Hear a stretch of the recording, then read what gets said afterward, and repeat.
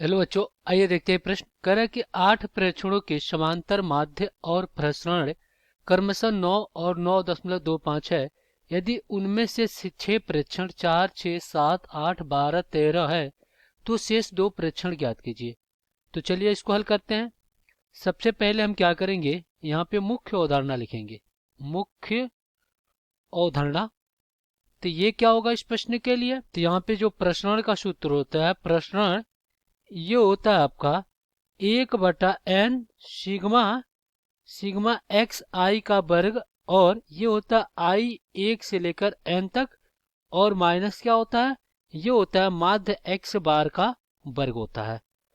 और x बार समांतर माध्य कैसे निकालते हैं? x बार बराबर होता है प्रेक्षणों का योग, प्रेक्षणों का योग, और बटा में होता है प्रेक्षणों की संख्या। तो चलिए दिए गए प्रश्नों को हल कर लेते हैं। तो देखिए यहाँ पे जो अपने प्रेक्षण दिए गए 6 प्रेक्षण, तो क्या है आपका 4, 6, 7, 8, 12 और 13। तो देखिए 1, 2, 3, 4, 5, 6 प्रेक्षण है। 8 प्रेक्षण कर रहा है तो एक प्रेक्षण हम x मान ले रहे हैं और एक प्रेक्षण हम क्या कर रहे हैं, y मान ले रहे हैं। ये हमने क्या किया, 2 प्रेक्षण को मान लिया। अब ये कितने प्रेक्षण हो गए, 8 प्रेक्षण हो गए। तो इसका माध्य निकाल लेते हैं। x बार बराबर क्या हो जाएगा, 4 प्लस 6 प्लस 7 प्लस 8 प्लस में 12 प्लस में 13 प्लस में x प्लस में y, और बटा में आपका कितना हो जाएगा, देखिए ये 8 हो जाएगा। अब ये कितना दिया गया है, 9 दिया गया है। देखिए जो समांतर माध्य दिया गया है वो कितना दिया गया है, 9 दिया गया है।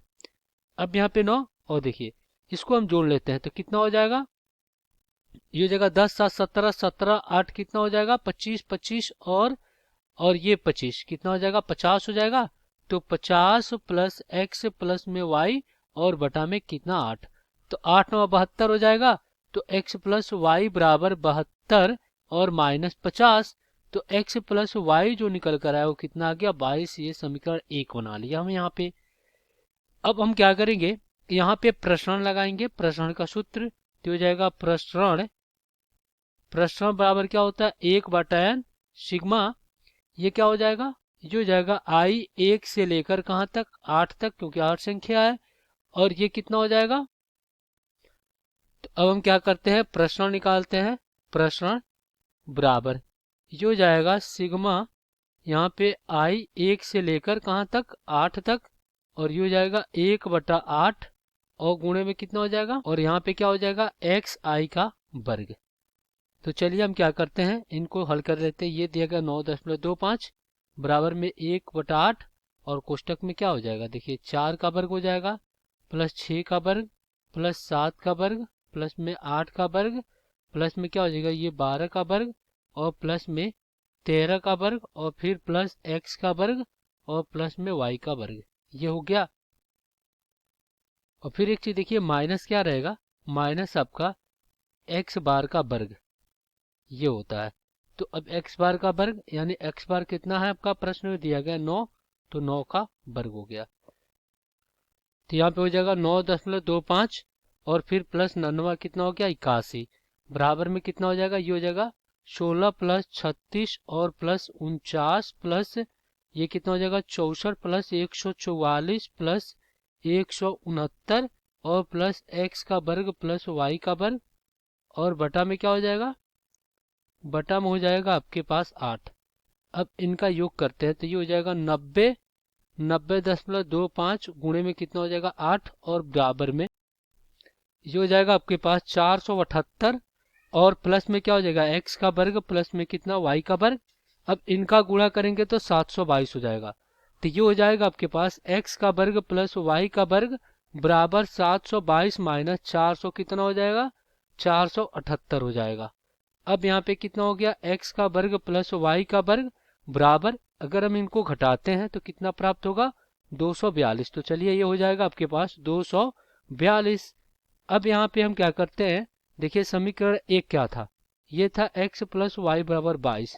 तो अगर हम क्या करें, यहाँ से x का मान निकालें, ये 22 है, तो क्या हो जाएगा 22 माइनस वाई होगा। तो यहाँ पे क्या हो जाएगा, ये हो जाएगा 22 माइनस वाई का वर्ग और प्लस में y का वर्ग बराबर 242। ये माइनस बी का पूर्ण वर्ग क्या होता है, a का वर्ग प्लस b का वर्ग माइनस 2ab। तो ये हो जाएगा आपके पास 84 और फिर प्लस वाई का वर्ग और माइनस 22 22 दूना 44, तो ये हो जाएगा 44 वाई और प्लस वाई का वर्ग और बराबर में कितना हो जाएगा 242।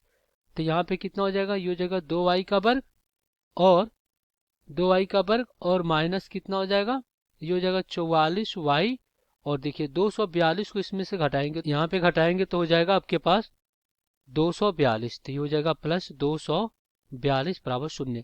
दो विनिष्ट ले लेंगे इसमें से, तो y का वर्ग और माइनस 22y और प्लस कितना हो जाएगा, ये हो जाएगा अपना 121 और बराबर में ये दो जो विनिष्ट लेंगे शून्य में चला जाएगा।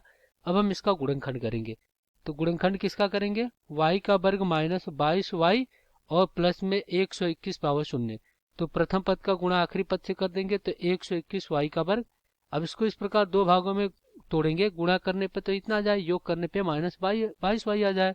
तो देखिए माइनस 11 वाई गुणे में माइनस 11 वाई कितना हो जाएगा, ये हो जाएगा 121 वाई का वर्ग और यही माइनस 11 वाई माइनस कितना 11 वाई बराबर में माइनस 22 वाई। तो इस प्रकार क्या हो जाएगा, वाई का वर्ग माइनस 11 वाई माइनस 11 वाई और फिर प्लस 121 पावर 0। तो यहाँ से y बेनिश लेंगे तो y माइनस 11 और माइनस यहाँ पे 11 बेनिश लेंगे तो y माइनस 11 बराबर 0।